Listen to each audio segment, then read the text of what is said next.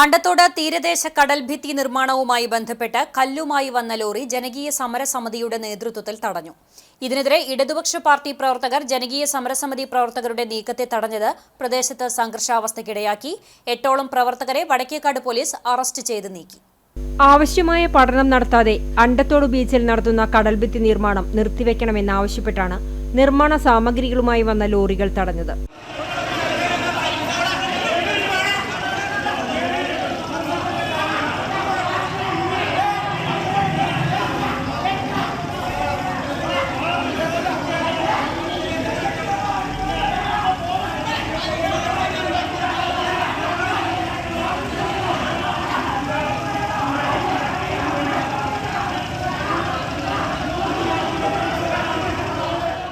ദിവസങ്ങൾക്ക് മുമ്പ് കല്ലുമായി വന്ന ലോറി നാട്ടുകാർ തടഞ്ഞതിന്റെ അടിസ്ഥാനത്തിൽ ചർച്ച നടത്തിയതിനു ശേഷം മാത്രമാണ് കല്ലിറക്കുക എന്നായിരുന്നു അധികൃതർ പറഞ്ഞിരുന്നത്.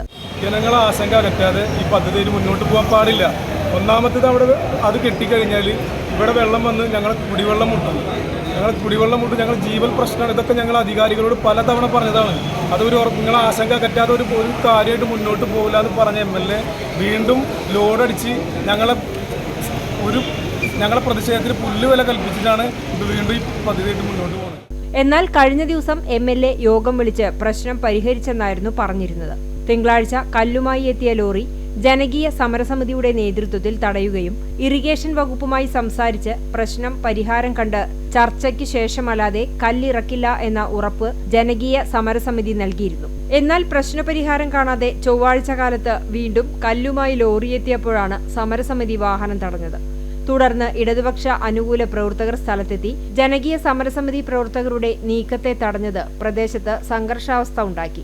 കൂടുതൽ പോലീസ് എത്തിയാണ് ചേരിതിരിഞ്ഞുള്ള തർക്കത്തിന് താൽക്കാലിക പരിഹാരം കണ്ടത്. പ്രതിഷേധം നടത്തിയ ജനകീയ സമരസമിതിയിലെ 8ഓളം പ്രവർത്തകരെ വടക്കേക്കാട് പോലീസ് അറസ്റ്റ് ചെയ്ത് നീക്കി. ലോറികൾ കടത്തിവിട്ടു.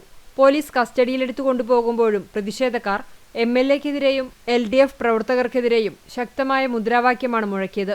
വടക്കേക്കാട് SHO അനിൽകുമാറിന്റെ നേതൃത്വത്തിൽ ഗുരുവായൂർ SHO അനന്തകൃഷ്ണനും സ്ഥലത്തെത്തിയിരുന്നു.